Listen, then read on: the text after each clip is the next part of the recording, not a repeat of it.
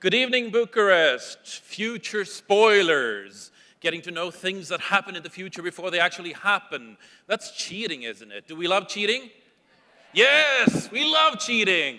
When I was a politician and doing interviews for television, I was sometimes taunt the reporters. When I saw they were still setting up the camera and weren't really ready yet, I would say things like, well, you know, I'm a politician, so it's not really cheating unless you get caught doing it.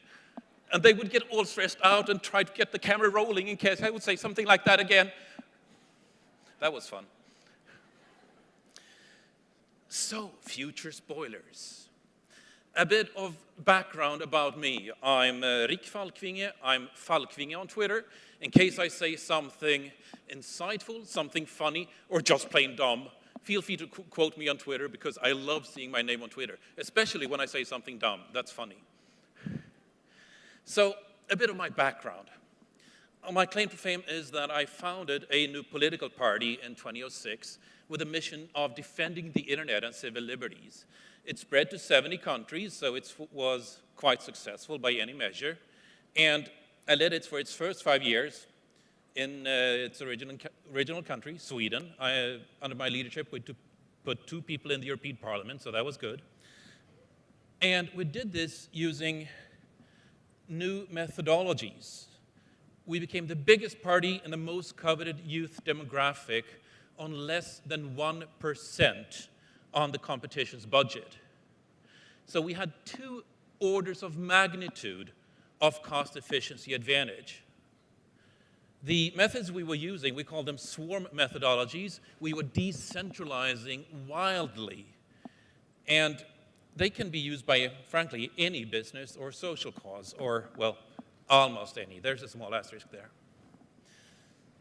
But as a result of this, I got a number of awards, like I was named the IT Person of the Year from the Swedish IT industry. Foreign Policy magazine named me one of the world's top 100 global thinkers, and people at Time magazine named me one of the world's 100 most influential people. That's quite humbling, really. I'm not saying they're incorrect, but it's still quite humbling. So, today's entertainment. Spoilers for the future. We're going to be talking about Bitcoin. We're going to be talking about the underlying technology for Bitcoin, which is called the blockchain. And we're going to be looking at some conclusions for the power struggles for the next decades when we realize the implications of this. So, Bitcoin blockchain technology and how the power is about the ledger. Bitcoin. How many in here have heard of Bitcoin before? Let's see a show of hands. Okay, so that's about half, I'd say, ballpark. How many in here have used Bitcoin or are carrying Bitcoin right now? Another show of hands. 1 or 2. Okay, so that's a few scattered hands. So going through this just briefly, what Bitcoin is.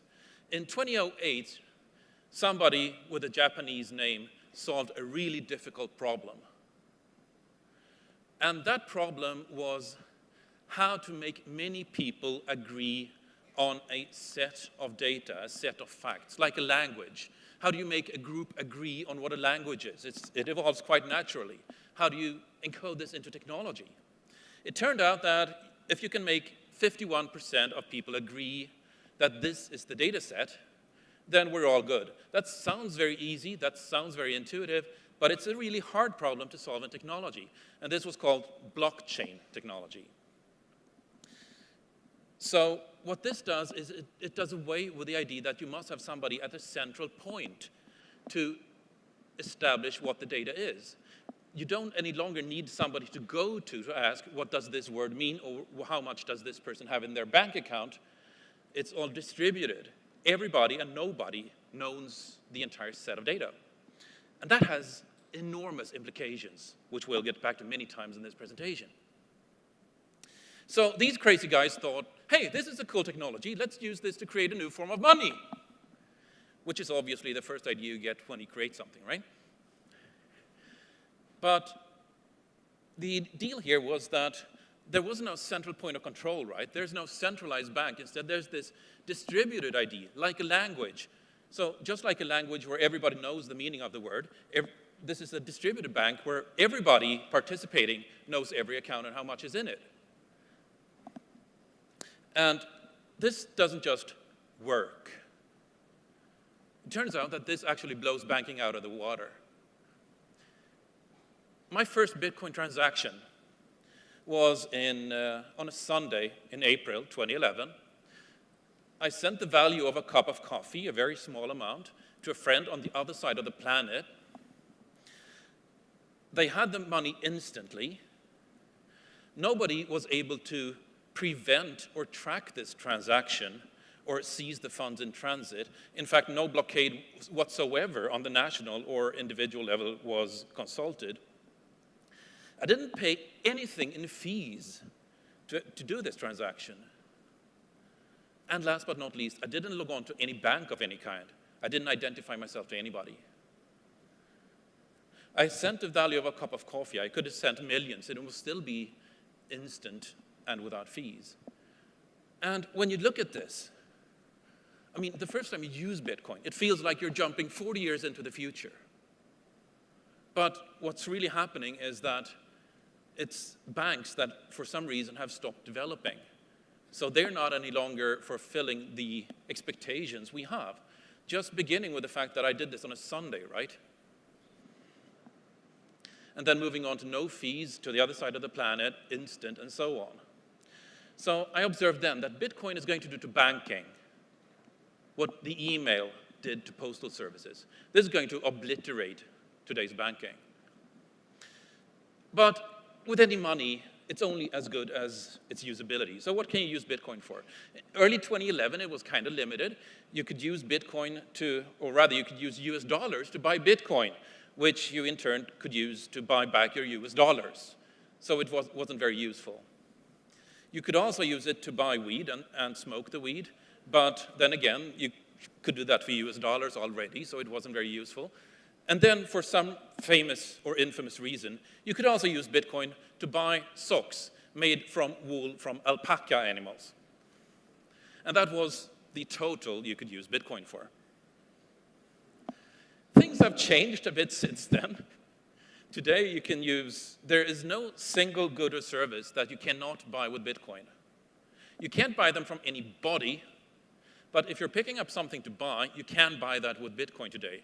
And notably, including from countries that are normally under financial blockade by order of the United States, like Iran or other people where you can't usually use a credit card.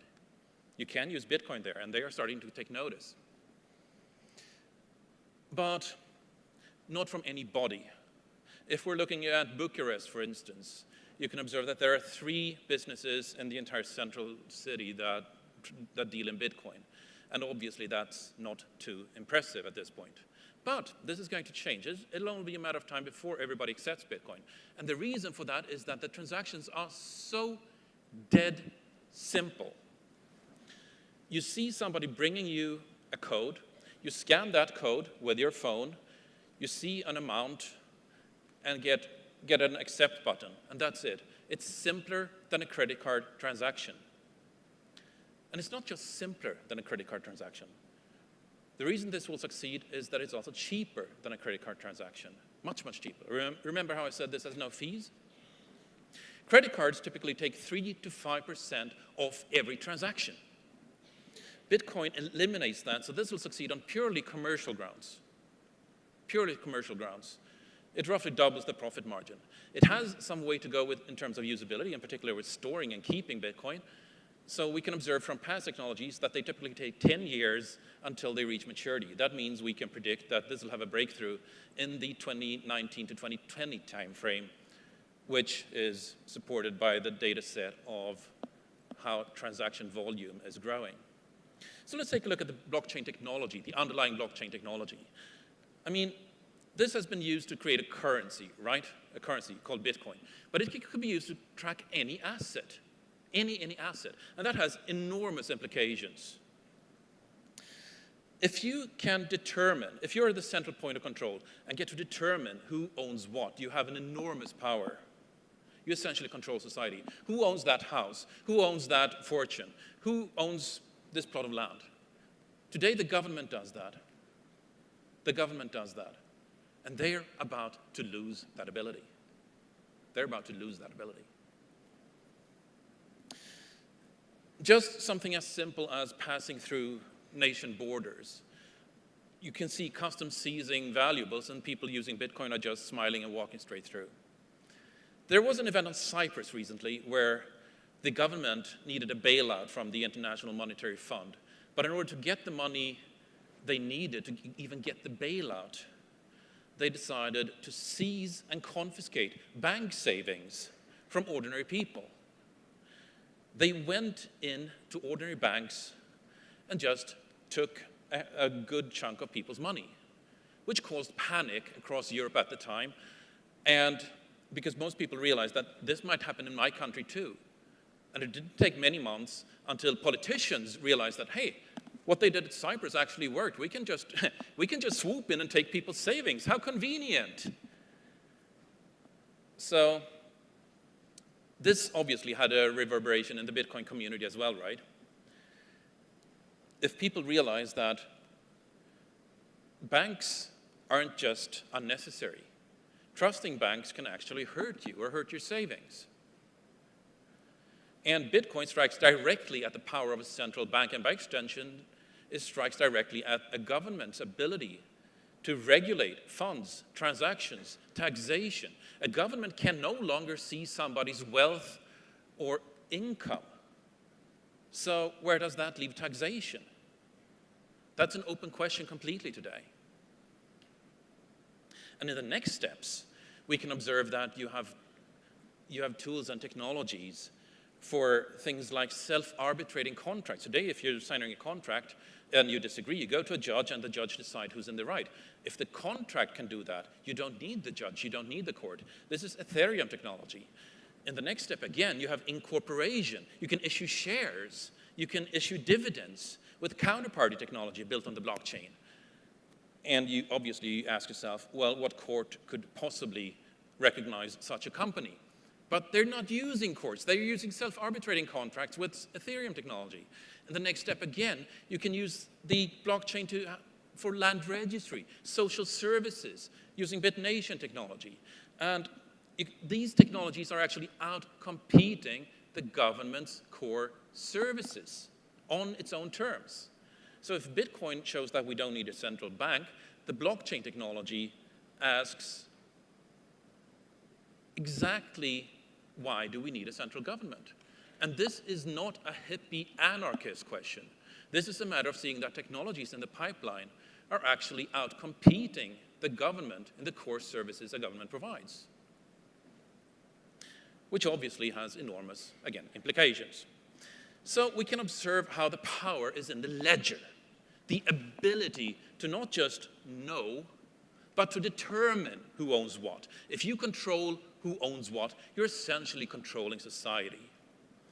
And with Bitcoin and the blockchain, we've seen how money cannot be seized because everybody is in agreement on who owns what, and pointing the gun at somebody is not going to change this distributed agreement any more than pointing a gun at somebody and telling them to change the meaning of a word has an effect on a language. So let's toy with the idea of scaling that up a bit. Imagine land registry being on the blockchain in the same way. And you're bringing a bigger gun to a plot of land. You're parking a tank on a plot of land. And all of a sudden, that doesn't have an effect. Just like pointing a gun at somebody doesn't make it possible to change the meaning of a word or a bank account. This is when we're starting to realize enormous implications, right? And these are not just geek dreams. These are not just nerd dreams. I mean, it's easy to dismiss this as just a couple of computer geeks who are totally socially inept, who can't get laid if their lives depended on it, and still dreaming about a future where technology reigns, right? In 1995, these people predicted that we would socialize online much more than we would than we would over letters and phone calls.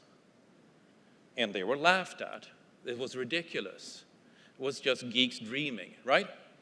That was in 1995. But geeks tend to see technology before most people because they deal with it and build things using it on a daily basis. So that was 20 years ago.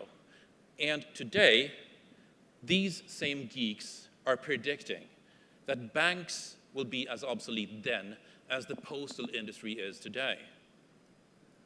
And moving further on, in 40 years, we can observe that blockchain technology will probably have outcompeted a lot of governmental core functions. The technologies in the pipeline just today, we can see them outcompeting land registry, we can see them outcompeting incorporation, equity, dividends, courts. These are core government functions. And this is just what we can see today. This is what we can see today. So, in closing, yeah, obviously the government won't let go of this power without quite a fight. But that's a bring out the popcorn scenario. In closing, the internet brings much more change than we could possibly first imagine. We knew that it would bring more change than we had imagined. We just didn't know quite what. But this is typical for a very disruptive technology, because the generation that invents it can only think of a new technology in terms of what it replaces. It's the generation after them that sees the new technology in its own right, in its own potential, and builds things on it on its own merits. And that's what's happening now. This was the case with electricity, this was the case with the printing press, this has been the case with every major disruptive technology. And it's now the case with the internet. So, in summary, we are learning that the internet was, when the internet arrived, you know what this said? Media said that this might compete with a fax machine. We're finally learning, I think, or people are about to learn, that the internet was something just slightly more than a glorified fax machine. And this fight is going to stand over finance, over core governmental functions over the next couple of decades. And that's my spoiler for the future to you tonight. Thank you.